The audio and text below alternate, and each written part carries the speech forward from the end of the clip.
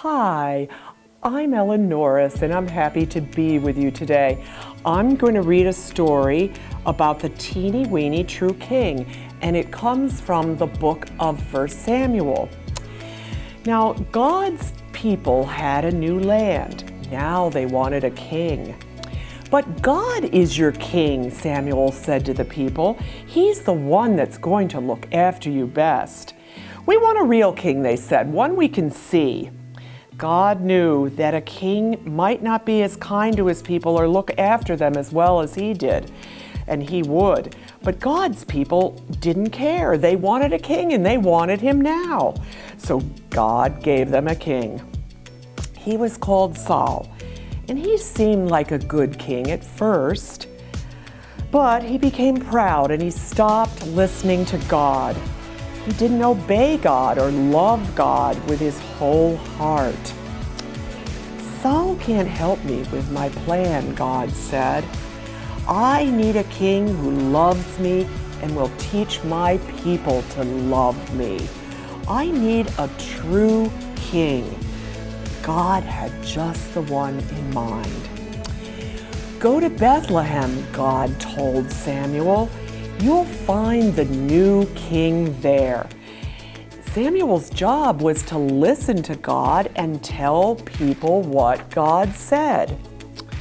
So Samuel went to the little town of Bethlehem. God told Samuel to go to Jesse's house. God was going to choose one of Jesse's sons to be the new king. Jesse had 7 strong sons. Now, in those days, if you were going to be king, you didn't need to be the richest or the cleverest, although that was always nice. You had to look like a king, which meant you had to be the strongest and tallest so that you could carry the longest sword and the biggest armor and defeat everyone. And it didn't hurt to be handsome either. So Samuel asked Jesse to bring him each son in turn. So Jesse brought the oldest, tallest, strongest son. This must be the new king, Samuel thought. He looks like a king. But God didn't choose him. You're thinking about what he looks like on the outside, God told Samuel. But I'm looking at his heart, what he's like on the inside.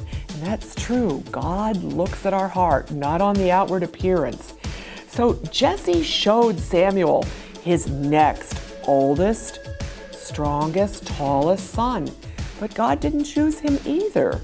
In fact, God didn't choose any of the 7 sons. Samuel said, "Is that all?" Jesse laughed.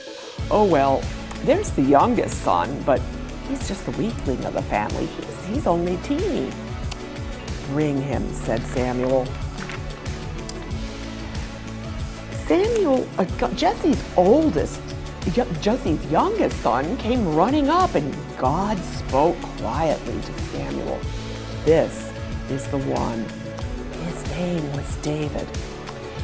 "He has a heart like mine," God said. "It's full of love. He will help me with my secret rescue plan, and one of his children's children will be king. And that king will rule the world forever." Samuel anointed David's head with oil, which was a special way to show that you are God's chosen king. You will be the new king one day, Samuel told David. And sure enough, when David grew up, David became king. God chose David to be king because God was going to get his people ready for an even greater king who was coming. Once again, God would say, "Go to Bethlehem. You'll find the new king there." And there, one starry night in Bethlehem, in the town of David, 3 wise men would find Jesus.